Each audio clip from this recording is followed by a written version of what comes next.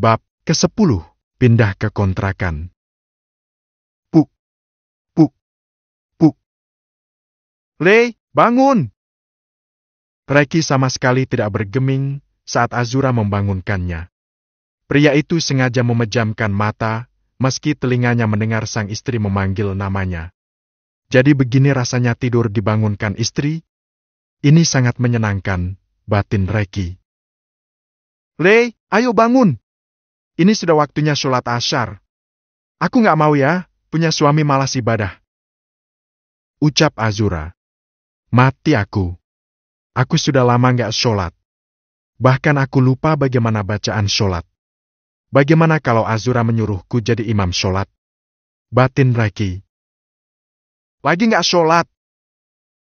Jawab Reki dengan mata terpejam. Kenapa? Ginjalmu sobek? Tanya Azura sembari mata mengerling. Lagi Jawab Reki. Lagi apa sih? Laki-laki nggak ada yang menstruasi. Alasan ya? Tanya Azura. Lagi malas maksudnya? Jawab Reki sembari bangkit dari sofa dan berjalan ke arah kamar mandi. Meski pernikahan kita nggak lama, tapi aku maunya kamu berperan sebagai imam yang baik dan sesuai dengan ajaran keyakinan kita.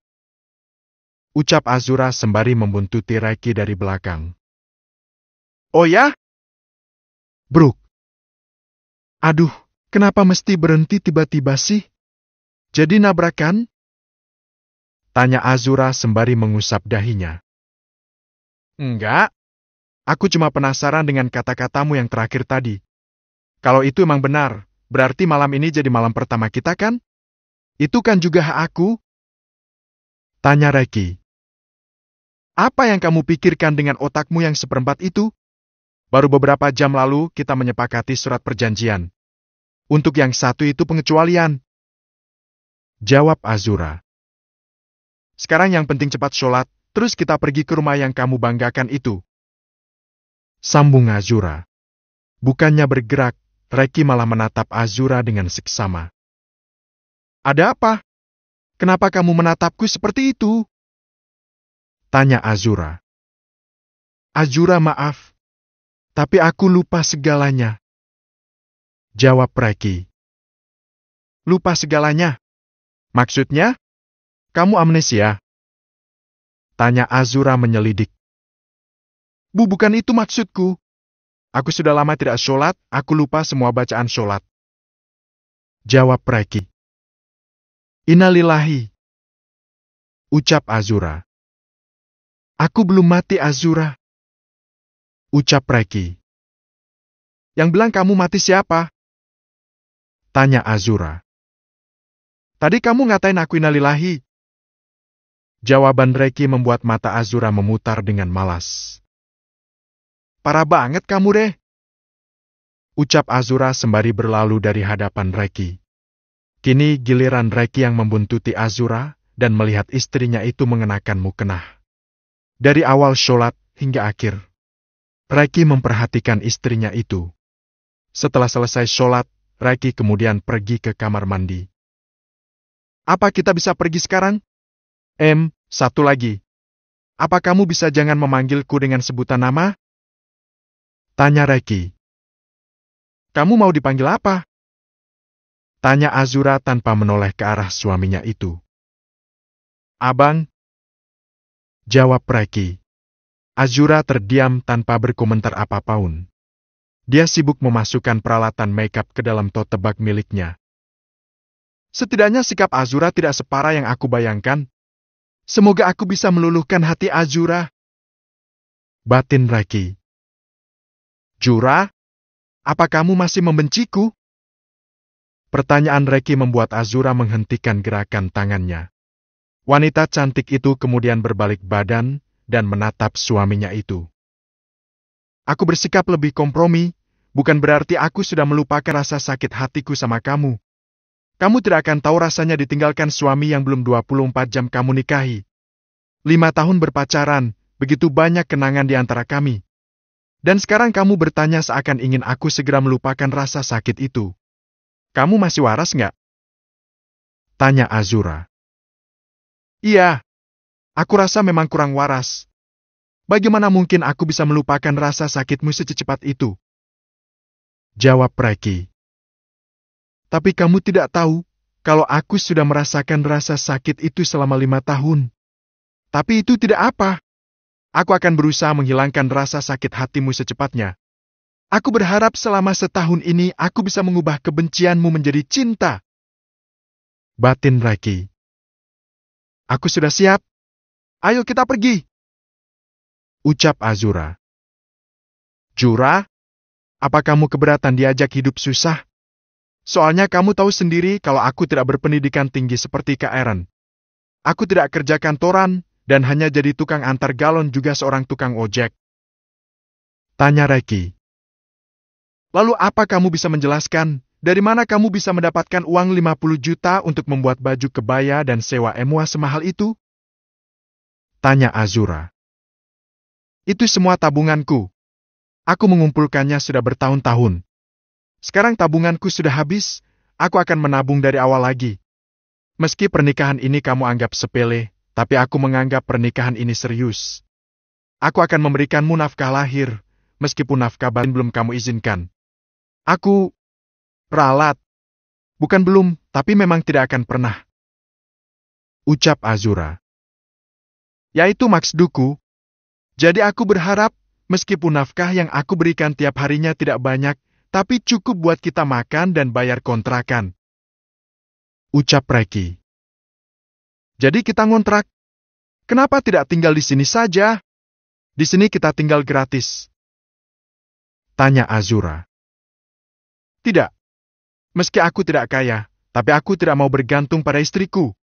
Pokoknya pada intinya aku akan memenuhi sandang, papan, dan panganmu.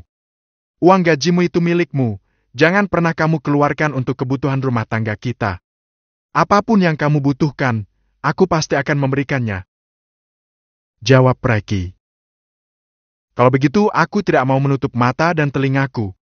Berapapun uang yang kamu hasilkan, jangan pernah kamu memberikan aku nafkah yang tidak halal. Bagian yang tidak halal, cukup kamu nikmati sendiri. Ujar Azura. Aku mengerti. Aku pasti akan memberikan nafkah halal untukmu, meskipun hanya jadi tukang galon dan tukang ojek. Ucap Reki. Ya sudah, tunggu apa lagi? Aku sudah ke Palang minta izin dari Aileen. Aku harus merapikan pakaian di kamar baruku, bukan? Tanya Azura. Reki mengangguk. Aku tidak bisa membayangkan bagaimana reaksi Azura saat tahu kamarnya cuma satu dan kontrakannya juga kecil. Batin Reki sembari mengulun senyumnya. Biar aku bawakan tasmu. Ucap Reki sembari mengambil alih tas Azura dari tangan istrinya itu. Azura mengizinkan Reki mengambil tasnya, sementara dia membawa tasnya yang lain. Apa yakin tidak ada yang ketinggalan? Mumpung kita masih di halaman rumahmu. Tanya Reki. Sepertinya tidak ada. Tapi biar ajalah. Nanti ambil secara berangsur aja kalau ada yang dibutuhkan. Jawab Azura. Reki tidak banyak tanya lagi. Azura segera naik motor, dan mereka pun meninggalkan halaman rumah Azura. Pegangan yang kencang. Ucap Reki. Jangan ambil kesempatan dalam kesempitan. Ujar Azura. Tidak. Kalau kamu mau peluk, kalau nggak mau ya nggak usah. Ucap Reki. Sepasang suami istri itu kembali diam, hingga mereka pun sampai di kontrakan. Ini dekat sekali dengan kantor. Ucap Azura. Ya, kamu bisa berangkat kantor dengan jalan kaki. Jawab Reki. Ini pasti mahal kontrakannya. Ujar Azura. Lumayan untuk orang miskin sepertiku. 2 juta per bulan. Ujar Reki. Harusnya cari kontrakan agak jauh dikit nggak apa, jadi bisa berhemat tiap bulannya. Ucap Azura. Tidak apa. Aku tidak mau kamu terlambat datang ke kantor. Ucap Reki yang membuat Azura terdiam. Kenapa aku merasa Reki melakukan banyak hal untukku? Apa dia berusaha ingin menebus kesalahan atas kematian Mas Eren? Ya, mungkin begitu. Mungkin dia merasa bersalah sudah membuat kakak iparnya menjadi seorang janda. Sebenarnya Reki ini orang seperti apa? Kenapa dia bisa sampai melenyapkan nyawa orang? Apa dia pembunuh berdarah dingin?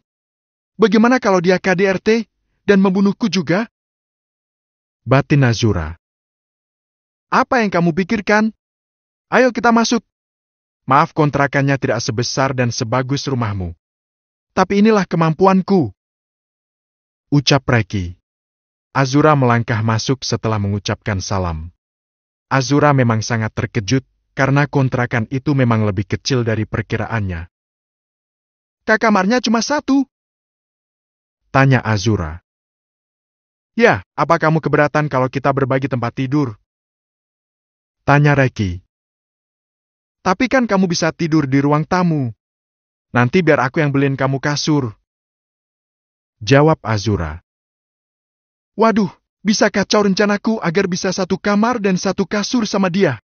Aku harus buat alasan apa ya? Batin Reki. Karena ini awalnya kontrakanku, maka kamu yang tidur di luar.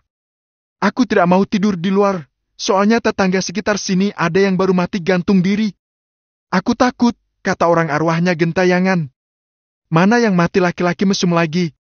Kalau lihat aku tidur di luar, takutnya hantunya jadi homo.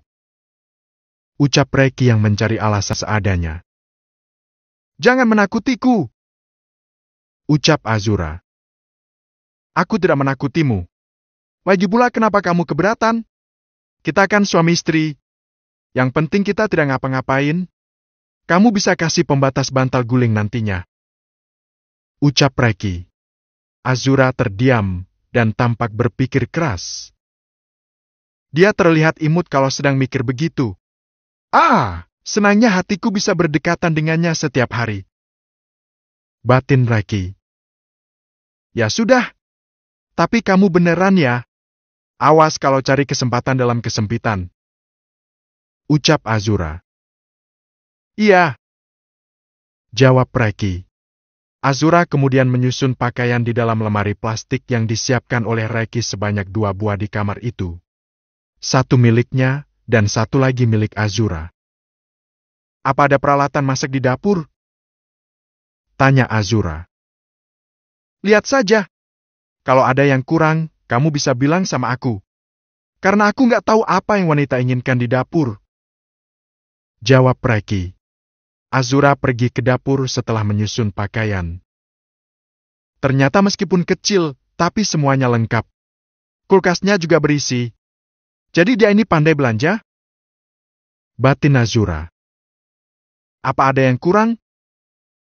Tanya Reki yang mengejutkan Azura dari arah belakang. Cukup. Apa kamu belanja sendiri? Tanya Azura. Iya. Jawab Reki. Di mana kamu belanja? Tanya Azura. Di mana ya? Mana aku tahu harga barang di dapur? Ini kan yang beli anak buahku di markas, yang berasal dari kampung. Aku harus jawab apa? Batin Reki. Pasar tradisional. Di sana lebih murah. Jawab Reki. Itu artinya kamu bisa masak? Pasti bisalah ya. Kalau nggak siapa yang masakin makanan kamu tiap hari? Ucap Azura.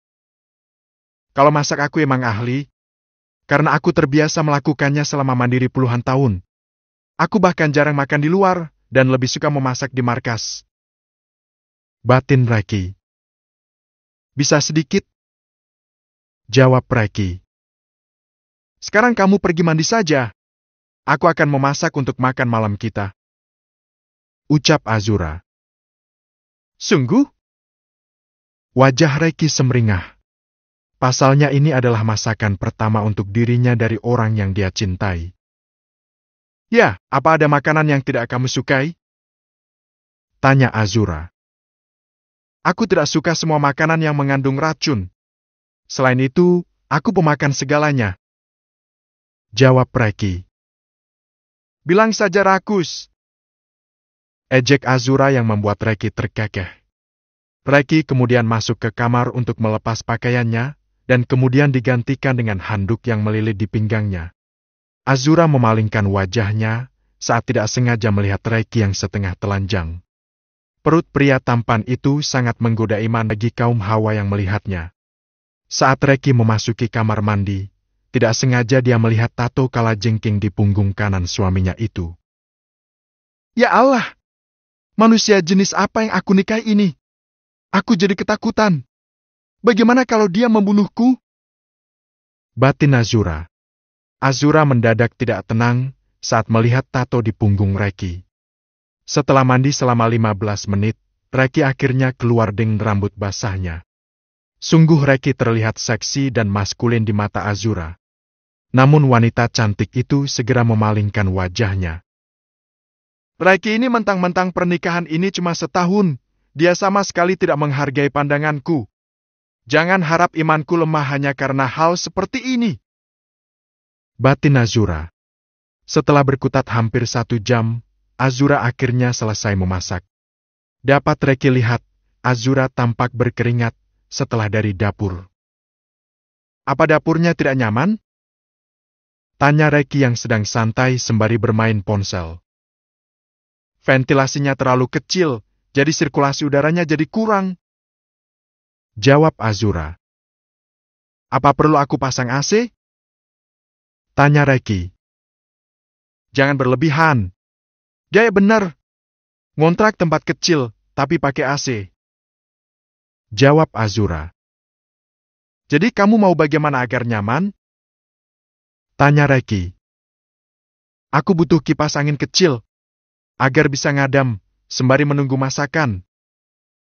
Jawab Azura. Besok aku akan belikan. Ucap Reiki. Terima kasih. Ucap Azura. Mandilah, biar lebih segar. Ucap Reiki. Azura menuruti ucapan Reiki. Dengan ragu, dia membuka jilbabnya hingga memperlihatkan rambut panjangnya yang tergerai indah.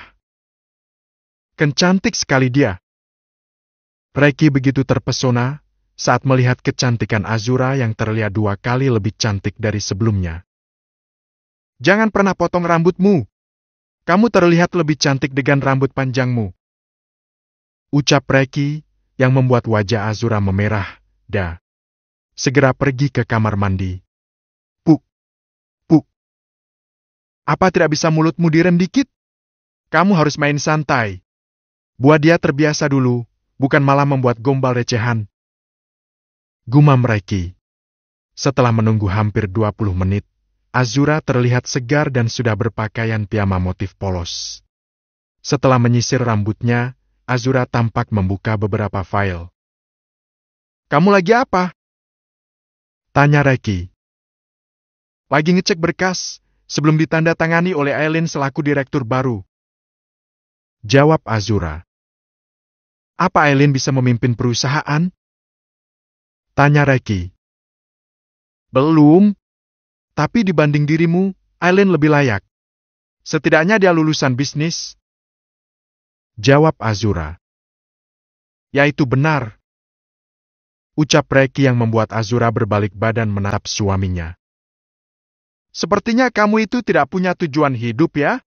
Kamu bahkan tidak peduli dengan apa yang keluargamu lakukan terhadapmu. Tanya Azura. Tujuanku dalam hidup ini memang selalu bertolak belakang dengan mereka. Tapi itu tidak apa-apa. Aku bahagia hidup seperti ini. Soal keluarga, aku sudah tidak peduli lagi. Aku ingin menjalani hidupku dengan keluargaku nanti. Punya istri cantik dan 4 orang anak. Jawab Reiki. Mimpi aja yang dibesarin. Ucap Azura sembari kembali memeriksa berkas. Jura? Hen? Tanya Azura dengan geraman. Apakah Eren pernah datang dalam mimpimu? Apa dia menanyakan aku dalam mimpimu? Tanya Reiki yang membuat Azura kembali menghentikan pekerjaannya. Pernah. Dan dia menyuruhmu agar kamu tidak menggangguku.